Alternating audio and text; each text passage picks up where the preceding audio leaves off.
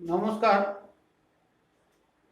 শুভ রাখি পূর্ণিমার শুভেচ্ছা এবং অভিনন্দন জানিয়ে আজকের এই শুভ সন্ধ্যায় আপনাদেরকে একটি বিশেষ খবর দেওয়ার জন্য আমি উপস্থিত হলাম।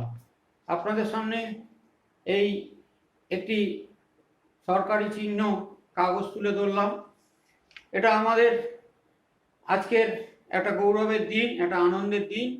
কারণ 3 মাস আগে 1 জুন যে সংগঠনটার জন্ম হয়েছিল হিন্দু ওবিসি ফ্রন্ট, আজকের তার সরকারি স্বীকৃতি মিলল।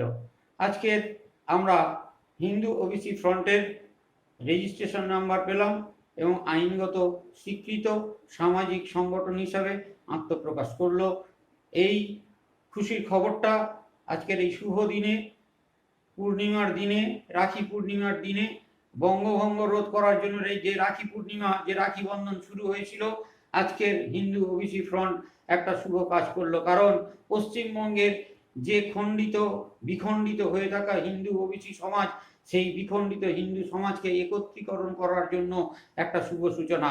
অর্থাৎ বঙ্গভঙ্গকে রোধ করার জন্য কবিগুরু রবীন্দ্রনাথ ঠাকুর যে প্রচেষ্টা নিয়েছিল, আজকে সেই রাখি পূর্ণিমার দিনে আমরা হিন্দু ওবিসি ফ্রন্টের পক্ষ থেকে যে উদ্দেশ্য এবং লক্ষ্য নিয়ে আমরা সমস্ত হিন্দু ওবিসিদের একত্রিত করে আগামী দিনে এগিয়ে নিয়ে যেতে যাওয়ার সংকল্প নিয়েছিলাম, সেই শুভ দিনেই আজকের আমাদের এই সংগঠনের রেজিস্ট্রেশন সুসম্পন্ন হলো।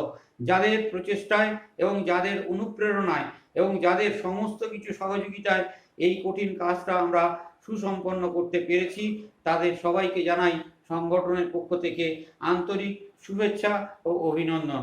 আগামী দিনে আপনারা একত্রিত হন, ঐক্যবদ্ধভাবে এগিয়ে আসুন। আমরা পশ্চিমবঙ্গের বুকে হিন্দু ওবিসি সমাজের সমস্ত আইনগত এবং সাংবিধানিক অধিকার সুপ্রতিষ্ঠিত করব, এই অঙ্গীকার নিতে পারি। আমরা সনাতনী সমাজ, আমরা হিন্দু সমাজ, আমরা রাষ্ট্রবাদী সমাজ। রাষ্ট্র গঠনে আমাদের ভূমিকা সবসময় রাষ্ট্রশক্তির পাশে থাকবে এবং হিন্দুত্ববাদী শক্তির পাশে থাকবে।